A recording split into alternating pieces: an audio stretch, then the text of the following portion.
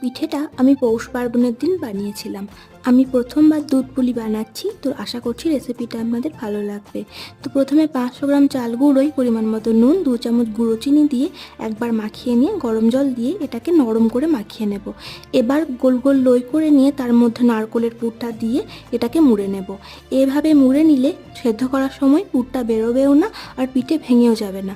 এবার এগুলোকে গরম জলের মধ্যে দিয়ে দেব। জলটা এরকম ঘোলা দেখাচ্ছে কারণ এর আগেও আমি পিঠে সেদ্ধ করেছিলাম এর মধ্যে। এবার 10 মিনিটের জন্য পিঠেগুলোকে জলের মধ্যে সেদ্ধ করে নিয়ে নামিয়ে নেব। এর ফাঁকে আমি 2 কেজি মতো দুধ বসিয়ে দিয়েছি। এই দুধটাকে অল্প ঘন করে নিয়ে এর মধ্যে 500 গ্রাম মতো খেজুরের গুড় দিয়ে দেব। এবার গুড়টা ভালোভাবে গলে গেলে আবার কিছুক্ষণের জন্য ভালোভাবে ফুটিয়ে নেব।